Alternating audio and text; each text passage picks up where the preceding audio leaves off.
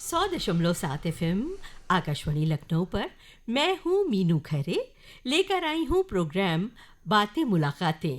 एक बार फिर एक ऐसे खास मेहमान के साथ जिन्होंने कथक नृत्य को कुछ नए आयाम दिए जो लखनऊ की नहीं है, लेकिन वो कथक के लखनऊ घराने से जुड़ी हुई हैं, जिन्होंने भारतीय उच्च अध्ययन संस्थान शिमला में फेलो के रूप में कार्य किया और जिन्हें यूजीसी पोस्ट डॉक्टरल फेलोशिप भी मिली है कथक के लिए।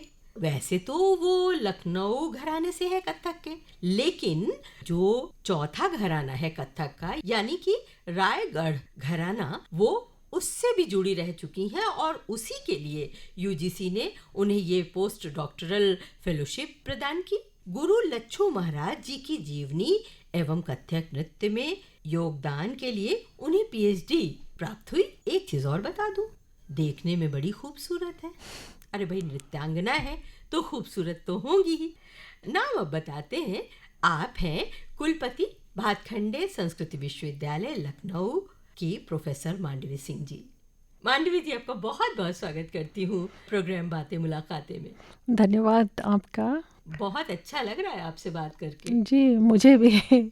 आपने इतने अच्छे से मेरा परिचय दिया और मुझे लगा कि आपने मुझे तैयार कर दिया कि हम जो बात करेंगे वो इन विषयों को लेकर हम चर्चा करेंगे, और आपने शुरुआत में ही एक वातावरण बना दिया। देखिए, वातावरण बनाना तो वैसे तो हमारा प्रोफेशनल काम है, लेकिन जो मैंने बोला वो अपनी तरफ से कुछ नहीं बोला, जो आपने किया वो मैंने केवल बताया है जी।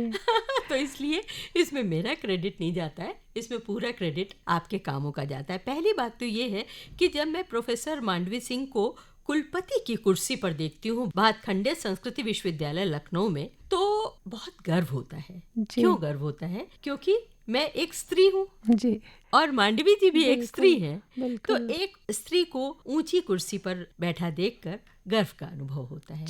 मांडवी जी, ये कुलपति की कुर्सी पर बैठना आपके लिए कैसा है? मेरे लिए बड़ा चुनौतीपूर्ण तो रहा, और ये दूसरी बार मैं कुलपति हूँ। इसके पहले मैंने 2 कार्यकाल छत्तीसगढ़ में जो संगीत और ललित कला का विश्वविद्यालय है, देश का पहला विश्वविद्यालय है, इंदिरा कला संगीत विश्वविद्यालय, वहाँ मैं कुलपति रही। और जैसा कि आपने मेरा परिचय दिया कि मैं कथक नृत्यांगना हूँ, कथक की एक शिक्षार्थी हूँ अभी भी, तो मेरा शौक तो कथक है। और ये बिल्कुल प्रशासनिक पद एक आर्टिस्ट को, दोनों कभी कभी ऐसा लगता है कि विपरीत सोच की चीज़ें हैं पर दुनिया में आप ही इसको नहीं फेस कर रही हैं, आपके सामने जो आपसे बात कर रही हैं, अच्छा, वो भी ऐसा ही जी।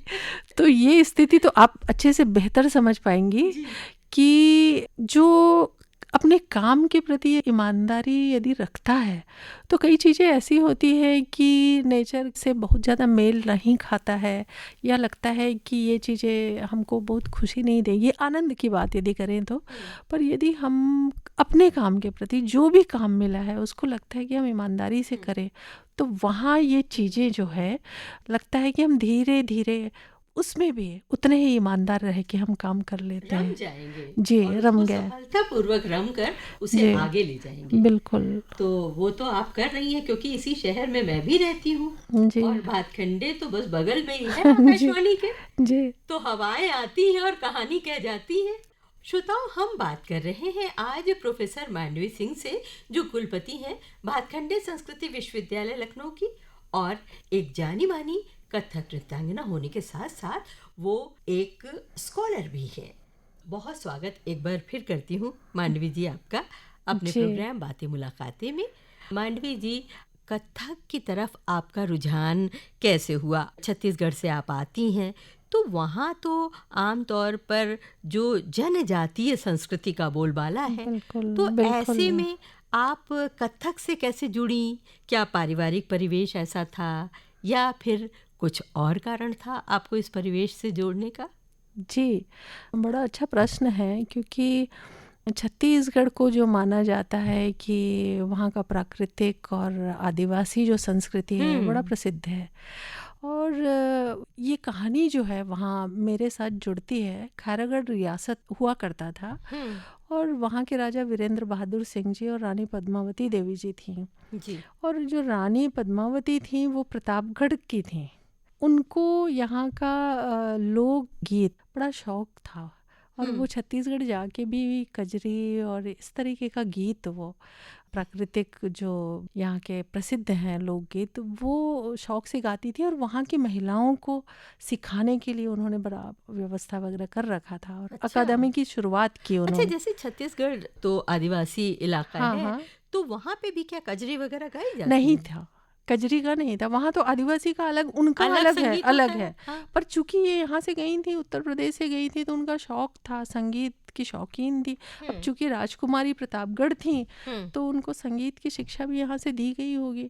वहाँ उन्होंने शुरुआत किया कि संगीत के लिए एक अकादमी की स्थापना हुई और वहाँ की महिलाओं को उन्होंने संगीत सिखाना शुरू किया। ये 1940s की बात होगी और भी पहले की बात होगी, 10-12 साल पहले। फिर अचानक ये हुआ कि उनकी एक छोटी बेटी इंदिरा नाम था, उनकी डेथ हो गई और उनकी स्मृति में उन्होंने सोचा कि मैं कुछ संगीत के लिए, एक बड़ा हायर एजुकेशन के लिए कुछ व्यवस्था करूं। और जो उस समय मुख्यमंत्री हुआ करते थे वहाँ के, रविशंकर शुक्ल जी, तब मध्य प्रदेश और छत्तीसगढ़ एक ही था, मध्य प्रदेश में आता था। और यूनिवर्सिटी, उन्होंने उनको कहा कि यदि आपको ऐसा कुछ काम करना है तो आप यूनिवर्सिटी की स्थापना करिए और अपना पैलेस दे दीजिए, भवन, जो विशाल महल। तो वो रानी की इच्छा से, वो भव्य महल है, अभी भी है, तो वो यूनिवर्सिटी बन गई 1956 में। और चूंकि मैं खैरागढ़ में उसी परिवार से बिलोंग करती हूँ, वो इत्तेफाक ऐसा रहा, वो जो राज परिवार हाँ जी। अच्छा। और ये हुआ कि वहाँ मैं छोटी थी तो शौक से जब जाते थे वहाँ सीखने के लिए, जैसे भातखंडे में जाते हैं, मैं वैसा जाने लगी।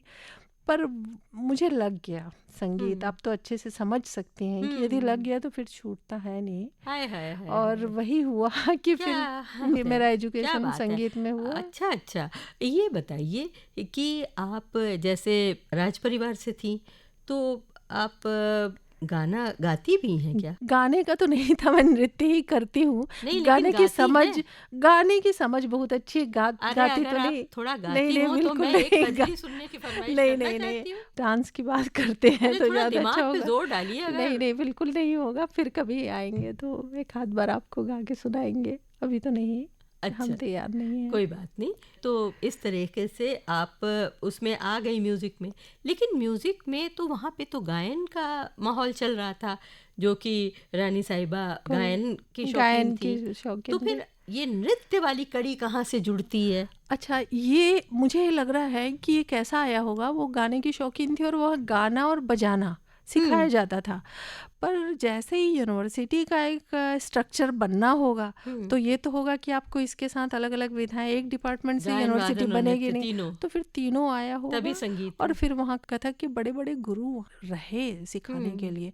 और कैसा इत्तेफाक आप देखिए कि यहाँ के पंडित रतन जनकर जी को रानी साहिबा वहाँ फर्स्ट वीसी बनाया, इंदिरा कला संगीत विश्वविद्यालय। और ये इत्तेफाक रहा कि भातखंडे संस्कृति यूनिवर्सिटी की फर्स्ट वाइस चांसलर। ये कहना चाहिए कि बड़ा संयोग है, ये बड़ा संयोग है कि उन्होंने रतन जनकर जी को बनाया और रतन जनकर जी की यूनिवर्सिटी ने आपको बना दिया जी। और ये मुझे हमेशा लगता है कि एक व्यक्ति उत्तर प्रदेश से जाकर यूनिवर्सिटी को स्थापित करने में उन्होंने कितना संघर्ष किया होगा जी। ये बातें हमेशा मेरे दिमाग में होती हैं। पंडित रतन जनकर जी के संगीत के योगदान को कभी भी भुलाया नहीं जा सकता है। बहुत बड़े व्यक्तित्व थे। और ऐसे ही आपसे बात चली तो बता दूं कि उस समय मेरी माँ सीखा करती थी, भातखंडे संगीत विद्यालय उस समय कहा जाता था, और मेरी माँ सीखती थी और रतन जनकर जी उनके गुरु हुआ करते थे। बहुत डरती थी, आज तक हम लोग को बताती है, अरे रतन जनकर जी के सामने मुश्किल गाना बड़ा मुश्किल था। बिल्कुल। उनकी शिक्षा के लिए अभी भी वो याद किए जाते हैं और उनका जो योगदान है तो बड़ा योगदान रहा। और वो सब चीज़ें मेरे दिमाग में रहती हैं जब मैं यहाँ काम करती हूँ। जी। चलिए, हेलो, वेलकम, नमस्कार, एक बार फिर आप सभी का स्वागत करती हूँ। मैं मीनू खरे, प्रोग्राम बातें मुलाकातें में आज हमारे साथ हमारी विशिष्ट अतिथि के रूप में मेरे ठीक बगल में बैठी हैं प्रोफेसर मांडवी सिंह जी। कुलपति हैं भातखंडे संस्कृति विश्वविद्यालय लखनऊ की और बहुत ही मिलनसार, बहुत ही सौम्य व्यक्तित्व की स्वामिनी, बहुत अच्छी नृत्यांगना और उससे भी अच्छी एक वक्ता। मांडवी जी, एक सवाल पूछने का मन कर रहा है। देखिए, आपकी बातों में मैं थोड़ा भटकने लगी जी। मुझे लगता है कि कथक के जो चक्कर होते हैं उसमें थोड़ा वैसा। उलझने लगी। जी। मैं ये कह रही हूँ कि आप इतने सारे जो व्यक्तित्व रखती हैं, तो क्योंकि एडमिनिस्ट्रेशन बिल्कुल अलग है, आपका संगीत में रुझान अलग है, आप स्कॉलर अलग हैं, आप बच्चों को जो शिक्षा देती हैं वो अलग हैं, आप एक महिला भी हैं, परिवार भी है, तो ये सब कुछ लेके जो समन्वय है वो कहाँ से आता है? जी, ये सारी स्थितियाँ तो किसी भी एक महिला को लेकर होता है। तो मैं आपको बताऊँ कि परिवार को लेके मैंने इसको मैं समझौता नहीं कह सकती कि मुझे लगा कि जिस फील्ड में मैं हूँ, एजुकेशन का था ही और म्यूज़िक, मुझे लगता है मैं इसी में ही कंप्लीट हो गई, तो और कोई जिम्मेदारियाँ है नहीं। मेरे पेरेंट्स मेरे लिए सब कुछ है, जो हर किसी के लिए होता है। मेरे फादर कुछ दिनों पहले नहीं रहे और बड़े ईमानदार वो अधिकारी थे, तो उनके जीवन का, उनके व्यक्तित्व का जो प्रभाव मेरे ऊपर रहा, तो वो सारी चीज़ें मुझे एक अच्छा प्रशासनिक कहना चाहिए कार्य करने के लिए वो प्रेरणा के रूप में रहे। और महिला के लिए, चूँकि मैं महिला हूँ इसलिए नहीं, इतना जो जीवन का पड़ाव मैंने देखा है, जीवन की यात्रा जो मेरी रही है, मुझे लगता है कि यदि महिला सही हो गया ना तो उसके जैसा अधिकारी नहीं हो सकता, ये मेरा मानना है। बहुत अच्छी जी। बात आपने कही। और हम दोनों ही महिलाएं जी। बैठे हैं और हम दोनों मिल के एक साथ सुर में सुर मिला के तो ये कह ही सकते हैं। जी, हमें सुनने बिल्कुल, वाले पुरुष भी हो सकते हैं। बिल्कुल अब ये अलग बात है कि वो इससे इत्तेफाक करें कि नहीं, ना लेकिन करें। हम लोग तो अपनी बात कह ही सकते हैं। जी, और ये हमको लगता है कि हम जैसे लोगों को जो आगे आएंगी महिलाएं, हमको हमेशा सपोर्ट करना चाहिए और वैसा देखना चाहिए कि वो आए आगे इस तरीके से। देखिए मांडवी जी, और अब समय बहुत बदल रहा है और अब पहले एक समय कहा जाता था ना कि नारी न मोहे नारी के रूपा। उस समय कहा जाता था कि औरत को औरत की सबसे बड़ी दुश्मन माना जाता था, लेकिन आज समय बदल रहा है। औरतें अब पक्की सहेलियों की तरह हाथ पकड़ती हैं और बिल्कुल, आगे बढ़ती हैं और बिल्कुल, एक दूसरे को आगे बढ़ाने में मदद करती हैं। बिल्कुल, आज एक सास अपनी बहू को आगे बढ़ाने में मदद करती है। तो बिल्कुल, ये बदलते हुए समय को भी सलाम करती हूँ। बिल्कुल। आपसे जानना चाहती हूँ कि जब आप नृत्यांगना बनने का आपने निश्चय किया और आपने अपनी ही यूनिवर्सिटी में एडमिशन लिया, तो जो ये संगीत का सफ़र था, कथक का सफ़र, इसके बारे में कुछ बात कर ली जाए। जी, ये सफ़र जैसा संगीत का अभी भी आप कहिए कि बहुत ज़रूरत है संगीत को समाज में और अच्छे से परिचित कराने के लिए, उसके सम्मान के लिए। अभी भी हम कह सकते हैं हमारी कोशिश जारी है। तो तब की बात, जब मैं अपने समय की बात करूं, अपनी युवावस्था वही की मैं बात पूछने करूं, वाली थी। तो बड़ा स्ट्रगल था। और बचपने में तो सब लोगों ने सहन कर लिया, उसके बाद जैसे जैसे उम्र बढ़ती गई तो लगा कि ये क्षेत्र से हट जाओ। क्योंकि स्कूल में मैं साइंस का सब्जेक्ट था मेरा, फिजिक्स, केमिस्ट्री, बायो, अच्छा। तो वो था। पर मेरा जो शौक़ था, मेरी जो काबिलियत थी, वो आर्ट में ही थी। पर जैसा लोगों का रहता है कि हमारा बच्चा ऐसा बने, फिर उसके बाद जब इस फील्ड में मैं आगे आई तो घर से भी बहुत बड़ा सहयोग नहीं होता था। पर मैंने कहा ना कि संगीत मुझे लग गया था। और अभी भी मैं चाहती हूँ स्टूडेंट्स को, क्योंकि हायर एजुकेशन में आने के बाद ज़रूरी नहीं है कि बच्चे को एक एक चीज़ें हम क्लासरूम टीचिंग में वो सीखता है वही, पर उसको एक वातावरण देना संगीत का और संगीत की गहराई को समझाना, मैं वो तलाशते रहती हूँ। एक वाइस चांसलर होते हुए भी जो मेरा दायित्व है कि बच्चों को संगीत लग जाए और उसके बाद वो उसके जीवन में, चाहे वो किसी फील्ड में जाए, ज़रूरी नहीं है कि वो कलाकार ही बने। देखिए, मुझे तो लग रहा है कि जी, ये एक कुलपति के अंदर से झांकती हुई एक औरत जी, इस प्रोग्राम का शीर्षक होना चाहिए। जी, कि वो तो औरत झांक झांक के कहती है कि इस बच्चे को संगीत लग जाए। लग ये जाए। बड़ी मार्के की बात आपने कही, जी, बड़े पते की बात आपने जी, कही कि संगीत लग जाए, यानी कि मुंह में खून एक बार लगा तो दो ही, उसके बाद फिर हमें कुछ करने की ज़रूरत नहीं है। फिर वो खुद अपनी जगह तलाश लेगा और वो बड़ा अच्छा संगीत का एक संवाहक बनेगा। जी। तो हमको तलाश ऐसे लोगों की रहती है और इसी सोच के साथ मैं काम करती हूँ। मुझे लगता है कि संगीत की जो प्योरिटी है, जो शुद्धता है, वो कायम रखते हुए हम आज के परिदृश्य में संगीत को और चीज़ों से कैसे जोड़ें। अभी ये नहीं है कि बच्चा सीख के सिर्फ स्टेज पर में प्रोग्राम दे या ये करे, उसके लिए और रास्ते खोले, दूसरे विषयों के साथ वो काम। प्रोग्राम बातें मुलाकातें में आज हम बात कर रहे हैं प्रोफेसर मांडवी सिंह से, कुलपति भातखंडे संस्कृति विश्वविद्यालय लखनऊ। मांडवी जी, आपका एक बार पुनः स्वागत और अभिनंदन करती हूँ। और अब बात हो जाए जहाँ पे छोड़ी थी वहीं से बात लेते हैं कि संगीत जो है वो केवल स्टेज परफॉर्मेंस की चीज़ नहीं है, आप कहती हैं। तो कुछ ऐसी विधाएं जो स्टेज से हटकर हों, लीक से हटकर हों। हाँ, आज आप देखिए कि शोध भी हो रहे हैं बहुत। आप हेल्थ को लेके, संगीत को लेकर काम हो रहा है और नए जो आधुनिक तकनीक आया है उसके साथ संगीत को लेके, संगीत के प्रोग्राम्स को लेके हम कैसे डिज़ाइन कर सकते हैं, उस पर काम हो रहा है। आप योग के साथ संगीत को जोड़ के काम हो रहा है। संगीत में न जाने कितने शोध हो रहे हैं। संगीत को आप देखिए साहित्य के साथ आप कैसा देखती हैं, संगीत को आप समाज के साथ कैसे देखती हैं, संगीत को व्यवसाय के साथ आप कैसे देखते हैं। इस पर बहुत सारा काम हो सकता है कि आज जो कलाकार काम कर रहा है वो किस तरीके से उसकी आर्थिक स्थिति बन रही है और उसको बेहतर करने के लिए उसको क्या करना चाहिए। पर हमको दोनों पक्षों को देखना है कि हमारी जो खासियत है हमारे देश की संगीत की, उसको हम बरकरार रखते हुए आधुनिक समय में हम कैसे संगीत का विस्तार करें। अब जैसे कथक की बात है तो कथक सिर्फ एक सोलो डांस हुआ करता था। आज ना जाने कितने मैसेज कथक से हम दे सकते हैं। बहुत सारे मैसेजेस जो औरतों के साथ अभद्रता हो जाती है, उस पर केसेस हो जाते हैं, उस पर मैंने एक बेहतरीन कथक का पीस देखा। बिल्कुल देखा। और उसमें से कैसे निकल के पूरा मैसेज निकल रहा है। बिल्कुल निकल रहा है। जी। तो ये सारी चीज़ें, और कथक में कितनी तरह की कोरियोग्राफी हो रही हैं, जो विदेशी डांस है उसके साथ हम कथक को कैसे देख रहे हैं या संगीत को कैसे देख रहे हैं।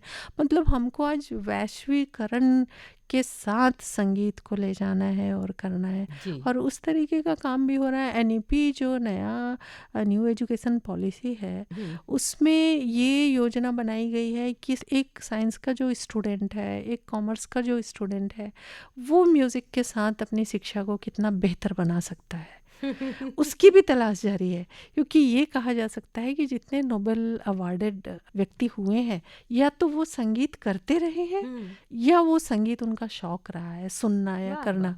तो ये है कि संगीत हर किसी विषय की, मुझे लगता है, ये नहीं कि मैं जुड़ी हूँ, उसकी ज़रूरत हो सकती है उसके व्यक्तित्व को आगे बढ़ाने के लिए, उसकी शिक्षा को बेहतर करने के लिए, उसके जीवन को आनंदमय बनाने के लिए।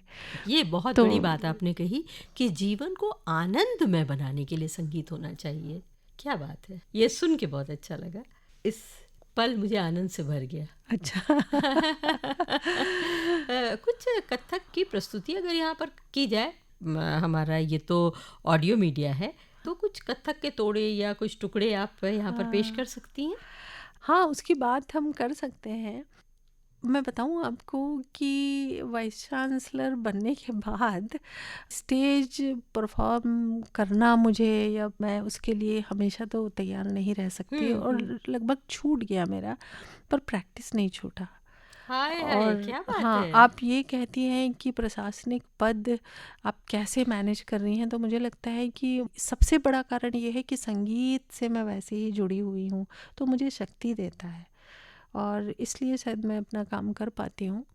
और दो चार चीज़ें मैं करने की तो बात नहीं होगी, मैं कुछ पढ़ के आपको बता दूँ। यहाँ पढ़ंत कर देते हैं और गुरु लच्छू महाराज जी के ऊपर मेरा रिसर्च रहा है और उनका कभी आपकी मुलाकात? मेरी मुलाकात, मैंने देखा उनको 1978 में जब वो खैरागढ़ आए थे, पर जो मेरे गुरु, प्रथम गुरु आशीर्वादम जी जो हुए, वो इनके गंडाबंद शिष्य थे, तो अच्छा। उनके मुंह से मैं उनके बारे में इतना कुछ सुनती थी, तो हमेशा मेरे को एक रहा मन में कौतूहल रहा कि उनके ऊपर मैं काम करूंगी, क्योंकि उनका जीवन और उनका जो टीचिंग था ना, मेथड था जो, वो बड़ा रिसर्च बेस्ड था। और वो सुनते हुए लगा और मैंने उस पर इसीलिए काम किया। और इन्होंने काफ़ी कुछ लिखा है। अब देखिए कि फिल्मों में जो इन्होंने कथक को लाया, कथक की शुद्धता के साथ लाया। लोग भले कहें कि फिल्मों में आ गया, कथक तो शास्त्रीय नृत्य है, पर फिल्मों के माध्यम से कथक को लोकप्रियता उन्होंने कितनी दिलाई। और सेम उनके परिवार के बिरजू महाराज जी ने जो कथक की कोरियोग्राफी की, क्या बात है। जो कथक की छोटी छोटी खूबसूरती है, उन्होंने कहीं समझौता नहीं किया। फिल्मों में कथक को कैसे लाना चाहिए उस पर काम किया। हाँ बिल्कुल, अच्छे से किया। तो उनकी ही कवित्व वो बड़ा अच्छा लिखते थे महाराज जी, वो मैं बोल देती हूँ आपको। हाँ बिल्कुल बिल्कुल। एक कविता है, नाचत गोपाल लाल तक धिकट घेगे तड़ान, राधा मुस्कान आन धाकट तक धुमकट तक घिन नड़ान, मुरली धर अधर लीन सांवरे ने एक तान, राधिका ने नृत्य कियो मार के कटाक्ष बण, दिन दिन दिन जात जात तट तट तट यमुना तट, द्रिगन द्रिगन नीर जा कुंज कुंज भटक भटक, द्रिक द्रिक द्रिक पिनको द्रिक द्रिक द्रिक ग्वालन को, निरखे हैं जिनके नैन गोवर्धन धारी को, धन धन धन भाग उनके हैं, धन धन धन भाग उनके हैं, धन धन धन भाग उनके हैं। जी क्या बात है, क्या बात है, बहुत सुंदर। और मुझे लग रहा है कि 1 मिनट को इस कवित्व में खो जाने को जी चाहा। जी पूरी कहानी है, पूरी कहानी है जी। जितना राधा और मैंने कृष्ण सुना के बहुत बीच, बहुत हाँ। अच्छा लगा। ये बताइए, जो आम हमारे आजकल के युवा हैं जो कथक वगैरह से थोड़े दूर रहते हैं, मोबाइल अपने आप में आजकल एक यूनिवर्सिटी बनी हुई है, व्हाट्सएप यूनिवर्सिटी है ही है, आप जानती ही हैं, तो उससे उनको छुट्टी नहीं मिलती है। उनको कुछ बताइए कथक के बारे में, क्या क्या होता है कथक, अगर वो सीखना चाहें। कथक में एक आपने कवित्व बता दिया जी, एक आपने पढ़ंत बता जी, दिया, जी। और क्या क्या होता? कथक जैसे कहा जाता है कि कथक की उत्पत्ति हुई है कथा से, कहानी से। कथक और वही जो कथा कहा, कथा कहे सो हाँ। कथक कहावे ये कहा गया, क्योंकि जो पौराणिक कथाओं को कहने की जो परंपरा थी कथावाचन में, कथावाचन को थोड़ा सा मनोरंजक बनाने के लिए लोग नाचने लगे, और उनमें इतना हुनर था, चाहे वो गाने का है, चाहे बजाने का हो, चाहे नाचने का, अद्भुत कहना चाहिए। तो वो हुनर धीरे धीरे एक शैली के रूप में कब विकसित हो रहा था, और जब दरबार में आया, और दरबारों में ये हुआ कि संगीत के लिए बहुत काम किया गया, कुछ खास खास दरबारों में, जिसमें लखनऊ का तो बहुत बड़ी भूमिका रही संगीत और नृत्य के विकास के लिए। तो वहाँ जब ये परंपरागत कथक लोगों का दरबारों में संगीत के साथ, वो तो कथक अपनी जगह करते थे, बट संगीत के साथ, और राजाओं का जो उनके जो चिंतन होते थे, वहाँ पांडित्य इतना होता था, लोग होते थे, तो सबके साथ मिलकर एक शैली जो बन गई। और धीरे धीरे मुझे लगता है कि वो शैली के विकास में न जाने कितने लोगों का हाथ है। जब पढ़े लिखे लोग इसमें आने लगे, ऑलरेडी जब संस्थागत शिक्षण प्रणाली की शुरुआत हुई, तो जो स्टूडेंट बने पहले, वो पहले से ही मतलब डिग्रीधारी थे, जिनका नाम मैं बताऊं, 2 4 5 लोग कथक केंद्र जिनको बुलाया गया, कहा जाता है कि ये बैचलर डिग्री इनके पास थी, और अपने गुरुओं के साथ मिलकर जो कथक एक सिर्फ मूलता कहा जाना चाहिए कि राज दरबार में दरबारियों को खुश करने के लिए वो था, तो उसमें कुछ ऐसी चीज़ें थी जो समाज में हो सकता है नहीं अपनाया जा सकता था, तो वो चीज़ें सब ठीक करते करते उसको तराशते, हाँ, ढहने लगी, और एक स्टेज के लिए, या मतलब समाज का हर वर्ग इसको अपना सके, उसके लिए कथक को रूप दिया गया, और एक शैली के रूप में, जिसमें इस मूलतः 2 पार्ट में हम कर सकते हैं, एक शुद्ध कथक नृत्य और एक अभिनय प्रधान। तो शुद्ध में जिसमें लय, ताल, और उसमें अभिनय की बात नहीं होती है, और अभिनय जो प्रधान होता है, जो दूसरा पक्ष है जो वो है, तो दोनों का मेल कथक की प्रस्तुति में होता है। और ये बड़ी खूबसूरत नृत्य शैली है और मुझे लगता है कि युवाओं को इसमें आना चाहिए। इतना आनंद देता है, ना केवल हमारे मन के लिए, हमारे शरीर के लिए, और ये हमारा बहुत अच्छा कौशल है ये, है ना। अच्छा, फिर भी एक बात बड़ी आम सी आ रही है। देखिए, मैं कथक नृत्यांगना तो हूँ ही नहीं, जी। लेकिन फिर भी एक बात आ रही है ध्यान में, हाँ, मन कर रहा है पूछ लूँ। बिल्कुल पूछिए। देखिए, आम तौर पे कथक में कितनी कैलोरीज का ह्रास होता है, कितना बिल्कुल, बिल्कुल होता है। स्टेमिना चाहिए, कितना ज़्यादा एनर्जी उसमें एग्जॉस्ट होती है। लेकिन फिर भी मैंने देखा है कि कुछ कथक नृत्यांगनाएं काफ़ी हेल्दी भी होती हैं। हाँ, ऐसा क्यों? हो जाती हैं। वो कैसे होता होगा? मैं अभी एक कथक नृत्यांगना का मैंने बहुत सुंदर नृत्य देखा, पर मैं ये सोच रही थी कि ये तो अपनी एनर्जी, कितनी कैलोरीज एग्जॉस्ट करती हैं अपने नृत्य में, एक के बाद एक 51 चक्कर काट के फिर से अपनी जगह पे खड़ी हो रही हैं। कितना मुश्किल नृत्य। लेकिन फिर वो कैसे, उनके क्या होता है, फैट कैसे रुक जाता है? नहीं, नहीं, ये चीज़ें भी मतलब ये है, पर आप देखिए कि वो चाहे किसी रूप में हो, पर डांस जब करने खड़ी हो जाएगी तो वो नहीं, वो बहुत खूबसूरत है, मैंने ये नहीं कहा। नहीं, नहीं, मैंने ये एक मेरे है, मन में वो एक है आम चीज़ें। आदमी की सही, कौतूहल सही, है। सही आप एक कह रही आम हैं। आदमी का कौतूहल ये है कि आखिर जिसमें इतनी एनर्जी एग्जॉस्ट कर दी कि भाई हम लोग हों तो फेंट होके गिर ही पड़े, तो आखिर इतनी एनर्जी एग्जॉस्ट करने के बाद से वो जो हठी फैट है वो कैसे रुका रह जाता होगा?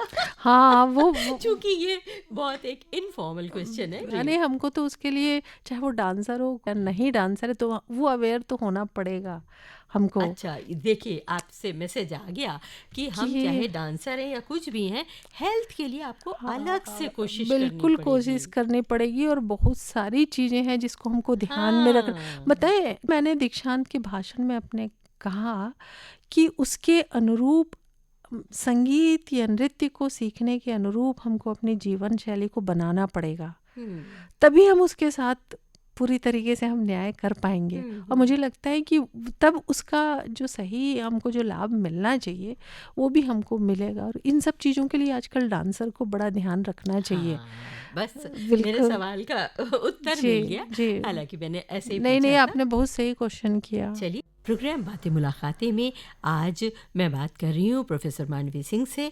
आप कुलपति हैं भातखंडे संस्कृति विश्वविद्यालय लखनऊ की। और मानवी जी, आपका एक बार फिर से स्वागत और अभिनंदन करती हूँ। बहुत अच्छा लगता है जब कोई सहेली जैसी शख्सियत बगल में बैठी होती है। बिल्कुल, आपका बड़प्पन है। अच्छा, ये बताइए कि कथक ही कथक होता रहता है और ये जो कुलपति के दायित्व भी निपटे रहते हैं, या कभी खाना वाना भी बनता है? एक समय था, क्योंकि जैसा हमको संस्कार मिला ना, वो खाना हम अच्छा बनाते थे। अच्छा। हाँ, और आजकल तो खैर कम हो गया बहुत ज़्यादा। हमारी माँ ने हमको खाना बनाना पूरा, जो एक अलग अलग क्षेत्र की अलग अलग जो खासियत होती है, वो सारा खाना हमको बनाना। छत्तीसगढ़ क्षेत्र की कौन सी खासियत है खाने की? वहाँ की मतलब खैरागढ़, जहाँ से मैं बिलोंग करती हूँ, खैरागढ़ छत्तीसगढ़ की। में तो है ही। हाँ। तो उसमें से वहाँ कुछ चीज़ें ऐसी हैं कि जो वहीं की पहचान है, कहना एक चाहिए। धुसका भी होता है? धुसका छत्तीसगढ़ का नहीं है। अच्छा। मुझे लगता है वो झारखंड वगैरह का है। अच्छा। तो छत्तीसगढ़ में चिला होता है। चिला। हाँ, चिला होता है, वो तवे में ही तवे पे बनाया फैला जाता है। हाँ, देते हैं। फैला के बनाया जाता है। आप और चलिए राजगढ़ और खैरागढ़ की बात करिए। हाँ, बिल्कुल, वहाँ कुछ खास खास चीज़ें हैं। एक बहुत अच्छी सब्जी होती है वहाँ। एक तो रसा होता है, जिसको रसत कहती थी हमारी दादी, अच्छा। कि उसमें क्या क्या चीज़ें नहीं डली होती हैं, तो वो बनता था। और एक सब्जी की बात करें तो मिंजा, हाँ। और अभी जो सावन अच्छा, में, मींजा उधर भी बनता है? हाँ, मींजा वो जो बेसन बेसन से? का, ओह! बड़ा टेस्टी। वो तो यहाँ भी बनता है, जी। मेरी दादी बनाती थी। ओ और हाँ। खास तीज के समय जो ठेठरी खुरमी वहाँ का है, प्रसिद्ध है बहुत छत्तीसगढ़ का। क्या बात है। हाँ। अच्छा, ये बता डालिए कि घर से दूर रहना कितना मुश्किल है या कितना तकलीफ देह है, या सब एडजस्ट हो गया? हो गया, कहना चाहिए, क्योंकि काफ़ी साल हो गए। कल ही चर्चा हो रही थी, तो हम कह रहे थे कि हम डेली अपनी माँ से बात करते हैं, चाहे फ़ोन से, हम और किसी से बात हो ना हो, पर शाम का समय उनके लिए तय रहता है। तो उनको कह रहे थे कि इस काम में ऐसा उलझ गए कि क्या इच्छाएं हैं हमारी, और जो दूसरी चीज़ें बिल्कुल दरकिनार रखना सब पड़ता भूल है, गए हैं। भूल से गए। और इसी में ऐसा था कि आ गए हैं हम यहाँ, तो मुझे लगता है कि पूरा समय हम यूनिवर्सिटी को ही देते हैं और उसके विकास को लेके लगता है कि 3 साल का कार्यकाल है और ईमानदारी से ऐसा करें, यूनिवर्सिटी को इस जगह पर ले जाएं कि वो आगे विकास की ओर ही रहे। ज़रूर, आपके नेतृत्व में भातखंडे संस्कृत विश्वविद्यालय लखनऊ का इस तरह से उन्नति कर रहा है और आपने कई सारे आयाम जोड़े हुए हैं। कुछ बातों की तो चर्चा अलग तरीके से बात आगे बढ़ गई है। मैं थोड़ा सा खूबसूरती पे भी आने वाली थी। अच्छा, आ जाऊं? नहीं उस पर आप पता नहीं कौन सी खूबसूरती की बात कर रही। देखिए, अब ये तो आप सुन के ही बता पाएंगी। जी, मैं ये पूछ रही हूँ कि आप इतनी सुंदर कैसे हैं? अरे नहीं, ये तो प्रश्न मुझे सही नहीं लग रहा। ऐसा कुछ भी नहीं है। हमारे अंदर जो डांस है ना, वही बस खूबसूरत है। तो जब भी हम प्रैक्टिस करते हैं तो मैं अपने आप को देखती हूँ, ये मैसेज है। आपने जो कहा ना, संगीत या डांस ना हमारे मन को इतना अच्छा कर देता है। मैं कितने ऐसे संगीत से जुड़े लोगों को देखी हूँ, अच्छे आर्टिस्ट को देखी हूँ, जिनको हम ऐसे ही देखेंगे ना तो हमको लगेगा कि अरे ये आदमी कैसा है, बट वो गाने बैठ रहा है या बजाने बैठ रहा है या वो डांस कर रहा है, वो इतना खूबसूरत हो जाता है। बहुत बहुत। तो ये मैसेज है कि संगीत हमको ना ही एक हुनर देता है, वो हमको पूरा जीवन देता है, सौंदर्य देता है। तो वो एक कारण है कि चूंकि संगीत मेरा विषय है, वही सौंदर्य है। और बाकी चीज़ें तो ऐसी कुछ है नहीं। मुझे लगता है कि मैं तो, हर कोई मुझे बड़ा अच्छा दिखता है, जहाँ भी मैं देखती हूँ कि अच्छे लोगों को तो मैं अप्रिसिएट कर लेती हूँ। मुझे लगता है कि वो करना चाहिए, उसकी तो कायल मैं भी हूँ। आपने सौंदर्य को बड़े अच्छे तरीके से परिभाषित किया और अच्छा लगा कि एक नृत्यांगना, एक जो एडमिनिस्ट्रेटिवली टफ पोस्ट है, उस पर बैठने वाली प्रोफेसर मांडवी सिंह कितनी मन से सरल हैं और सौंदर्य के कितने अच्छे बोध से उन्होंने हमें अवगत कराया। प्रोग्राम बातें मुलाकातें का अब आने वाला है अंतिम प्रश्न। आज हमारी मेहमान है प्रोफेसर मांडवी सिंह जी, कुलपति भातखंडे संस्कृत विश्वविद्यालय लखनऊ की। और मांडवी जी, चलते चलते बातों का सिलसिला तो नहीं ख़त्म हो रहा है, लेकिन समय के साथ ही हमें चलना होता है और मन कर रहा है कि आपसे ये पूछूं कि ये जो संस्थान है, ये जो यूनिवर्सिटी है संस्कृत विश्वविद्यालय लखनऊ की, भातखंडे जी के नाम पे बनी हुई है, जिसको आपने अपना सारा समय इस समय दे रखा है, फुल्ली डेडिकेटेड, फुल्ली डिवोटेड, तो इसके लिए क्या सपने देखती हैं भविष्य के आप, और अभी ये यात्रा कहाँ तक पहुँची और इसे कहाँ तक जाना है? जी, मैं लखनऊ मेरा सपना रहा जी, क्योंकि मेरा रिसर्च यहीं के विषय को लेकर एक खास था। और जो मैंने हिस्ट्री पढ़ती थी संगीत की, नृत्य की, उसमें लखनऊ का जो योगदान है बड़ा मुझे आकर्षित करता था। और जगह का भी है, पर लखनऊ का मुझे हमेशा आकर्षित करता था। वो स्टाइल मुझे बड़ा अच्छा लगता था। फिर जब मैं यहाँ आई और इस पर मैंने विश्वास मैं अब करने लगी हूँ कि पहले से तय रहता है हमारी किस्मत कि हमको कहाँ जाना है। बिल्कुल बिल्कुल। तो उसी के चलते मैं यहाँ आई, और यहाँ आने के बाद जब मैंने पूरा वातावरण देखा कि जिस जगह पे मैं हूँ वहीं इतिहास बना संगीत का और नृत्य का, तो वो जगह, वहाँ का ज़मीन, वहाँ की एक एक दीवारें, मुझे वो चीज़ें बार बार मुझे याद दिलाती थी। सवेरे मैं वॉकिंग वहीं करती हूँ तो मुझे लगता था कि इस भवन में ना जाने कितने ऐसे कलाकार आए। और क्योंकि संगीत ऐसा है कि वो साधना है, और वो जो साधना स्थली है ना, वो बड़ा उस जगह को ऐसा पवित्र बना देता है कि उसका प्रभाव ही अलग होता है, और वो भातखंडे में मुझे दिखता है। और मुझे ऐसा लगा कि इसकी जो शक्ति है, इसका जो पावर है, पुराना जो इसका इतिहास है, वो और कहीं नहीं, इतना नहीं कहीं। तो मुझे लगता है कि वो समय फिर से आए, और आज की जो आवश्यकता है उसके साथ इसका जो इतिहास जो रहा है उसको जोड़ते हुए, जैसे मैं आते ही संगीत ही बच्चा सीखता था या नृत्य सीखता था, मैंने यहाँ दूसरे विषयों को जोड़ दिया। बच्चा अब लैंग्वेज पढ़ने लगा, लिटरेचर पढ़ने लगा, वो पर्यावरण पढ़ रहा है, वो योग पढ़ रहा है, वो डिफरेंट टाइप की भाषा, हिंदी पढ़ रहा है, इंग्लिश पढ़ रहा है। तो मैं एक कलाकार भी बने पर उसका व्यक्तित्व एक पूर्णता की ओर रहे। संगीत का विद्यार्थी जो कभी कमी हो जाती थी, वो अपनी चीज़ों को नहीं कह पाता था, अपनी बातों को नहीं कह पाता था, वो आज युग के साथ वो अपने आप को कैसे जोड़ के आगे बढ़े, तो वो संभावनाएं मैं भातखंडे में आते साथ ही मैंने वो सुनिश्चित किया है। और मेरी दिली ख्वाहिश है कि ये ऐसी संस्था है ही एक तो, और आगे भी ऐसा बने कि ये बिल्कुल अनूठा हो और संगीत का जब नाम हो तो भातखंडे ही रहे। ये मेरी कल्पना है। भातखंडे जो प्रोफेसर मांडवी सिंह के सपनों का भातखंडे संस्कृति विश्वविद्यालय लखनऊ हो, ऐसी ज़रूर वो दिन आए, ज़रूर ऐसा हो। ऐसी हम आकाशवाणी परिवार की ओर से आपको शुभकामनाएं देते हैं प्रोफेसर मांडवी सिंह जी। आप हमारे स्टूडियोज़ में आई, बातें मुलाकातें में आपने शिरकत की। पर मेरी ये मुलाकात जो है ना, मुझे लगता है कि ना जाने कितने मैंने ऐसी बात की होगी, पर आज की जो मुलाकात है आपके साथ मुझे हमेशा याद रहेगा। मैं चाहती हूँ कि ये मुलाकात आपको याद रहे। इतना मतलब मुझे अच्छा बना दिया, मैंने इसको आनंद के साथ ही आपसे चर्चा की है। बहुत बहुत धन्यवाद, बहुत धन्यवाद।